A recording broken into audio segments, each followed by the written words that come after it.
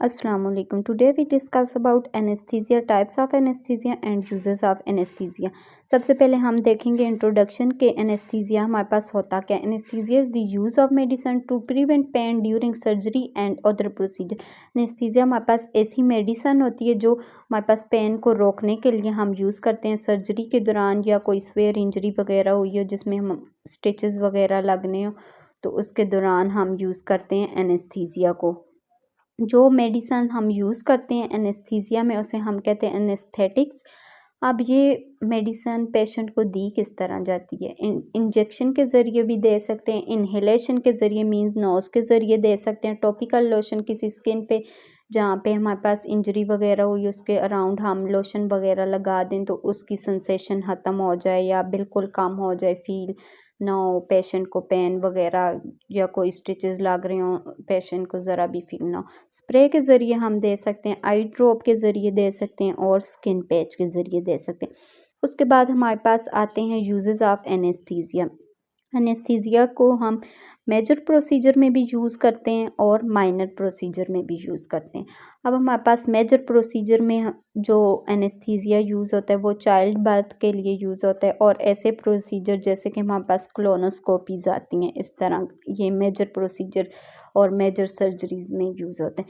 और हमारे पास minor procedure जैसे टूथ फिलिंग वगैरह, जैसे हमने कोई दांत की फिलिंग वगैरह करवानी है तो डॉक्टर डेंटिस्ट जिसके पास हम जाएंगे वो सिर्फ हमारे टीथ के अराउंड एनेस्थीसिया लगाएगा और हमारी सेंसेशन कम होगी और हमें पेन फील नहीं होगा। इसी तरह आगे हमारे पास टाइप्स आती हैं एनेस्थीसिया का। हमारे पास 3 टाइप्स हैं एनेस्थीसिया की, लोकल एनेस्थीसिया, जनरल एनेस्थीसिया और रीजनल एनेस्थीसिया।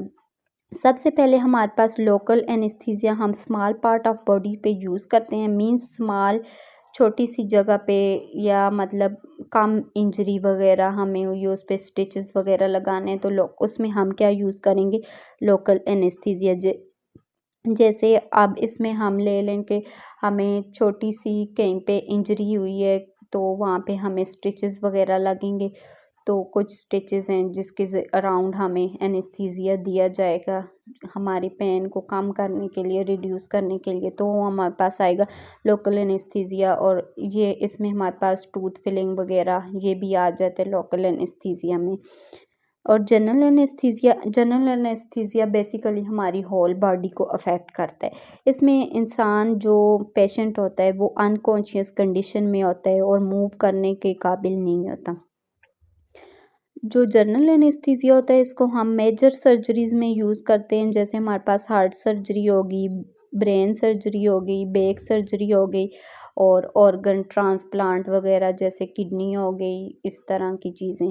थर्ड पे हमारे पास आता है रीजनल एनेस्थीसिया। रीजनल एनेस्थीसिया को हम लार्जर एरिया के लिए यूज़ करते हैं, जैसे हमारी बॉडी के लार्जर एरिया, आर्म हो गई, लेग हो गया, बिलो द वेस्ट जो जो चीज़ें आती हैं वो हमारे पास उसमें हम यूज़ करते हैं रीजनल एनेस्थीसिया। रीजनल एनेस्थीसिया के दौरान हमारे पास पर्सन कॉन्शियस कंडीशन में ही होता है, लेकिन सिर्फ जो हमारे पास अगर हमें कहीं पे इंजरी आई है, बाजू पे आई है, स्फेयर इंजरी है, तो हमारी पूरी बाजू को एनेस्थीसिया के ज़रिए उसकी सेंसेशन को बिल्कुल ख़त्म किया जाएगा, लो किया जाएगा। इस तरह अब हमारे पास रीजनल एनेस्थीसिया को हम यूज़ कभी कभी मतलब रेयर केसेस में उसमें चाइल्ड बर्थ में भी यूज़ करते हैं। अब इसके बाद हमारे पास आते हैं रिस्क ऑफ एनेस्थीसिया। रिस्क क्या है एनेस्थीसिया के, सबसे पहले हमारे पास आता है हार्ट रिदम और ब्रीथिंग प्रॉब्लम। जैसे हमारे पास किसी की heart beat, heart rate up and down हो, फास्ट हो, लो हो, तो ये हमारे पास रिस्क आते हैं एनेस्थीसिया के। ब्रीथिंग प्रॉब्लम, सांस का प्रॉब्लम हो किसी को। इसी तरह एनेस्थीसिया के ज़रिए किसी को एलर्जिक रिएक्शन हो सकता है एनेस्थीसिया से।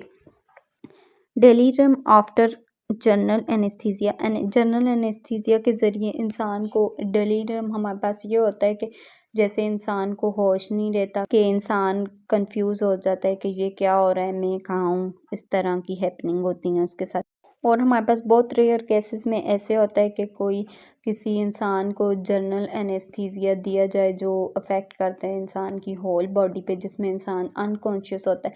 लेकिन बहुत रेयर केसेस में हमारे पास ये होता है कि जनरल एनेस्थीसिया में जो हमने दिया होता है वो इतना अफेक्ट नहीं करता, तो उन्हें जो हमारे पास आवाज़ें होती हैं इंस्ट्रूमेंट वगैरह की जो इर्द-गिर्द सराउंडिंग में हो रहा होता है उन्हें वो सुनाई देता है और कभी-कभी ऐसा होता है कि उन्हें पेन भी फ़ील हो रहा होता है। ये बहुत रेयर केसेस में हमारे पास ऐसा होता है। आज का एनेस्थीसिया का टॉपिक यहाँ पे एंड हुआ। Thank you.